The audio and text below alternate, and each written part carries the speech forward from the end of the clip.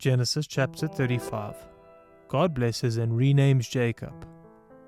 God said to Jacob, "Arise, go up to Bethel and dwell there. Make an altar there to the God who appeared to you when you fled from your brother Esau." So Jacob said to his household and to all who were with him, "Put away the foreign gods that are among you and purify yourselves and change your garments. Then let us arise and go up to Bethel, so that I may make there an altar to the God who answers me in the day of my distress, and has been with me wherever I have gone."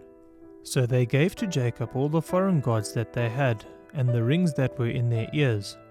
Jacob hid them under the terebinth tree that was near Shechem. And as they journeyed, a terror from God fell upon the cities that were around them, so that they did not pursue the sons of Jacob.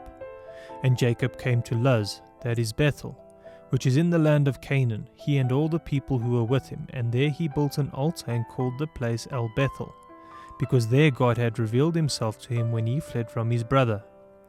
And Deborah, Rebekah's nurse, died, and she was buried under an oak below Bethel. So we called its name Elon-Bakuth. God appeared to Jacob again when he came from Padan Aram, and blessed him. And God said to him, "Your name is Jacob.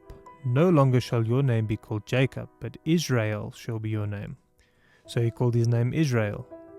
And God said to him, "I am God Almighty. Be fruitful and multiply. A nation and a company of nations shall come from you, and kings shall come from your own body. The land I gave to Abraham and Isaac I will give to you, and I will give the land to your offspring after you."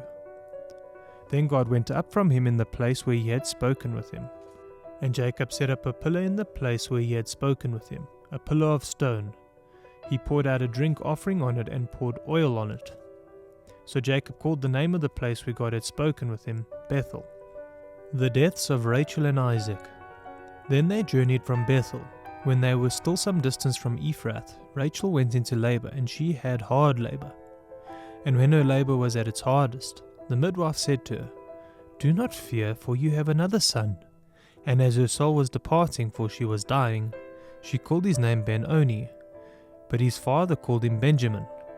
So Rachel died, and she was buried on the way to Ephrath, that is Bethlehem. And Jacob set up a pillar over her tomb. It is the pillar of Rachel's tomb, which is there to this day. Israel journeyed on, and pitched his tent beyond the Tower of Eder. While Israel lived in that land, Reuben went and lay with Bilhah his father's concubine. And Israel heard of it. Now the sons of Jacob were 12, the sons of Leah, Reuben, Jacob's firstborn, Simeon, Levi, Judah, Issachar, and Zebulun. The sons of Rachel, Joseph and Benjamin. The sons of Bilhah, Rachel's servant, Dan and Naphtali. The sons of Zilpah, Leah's servant, Gad and Asher. These were the sons of Jacob who were born to him in Padan Aram. And Jacob came to his father Isaac at Mamre, or Kiriath Arba, that is Hebron, where Abraham and Isaac had sojourned.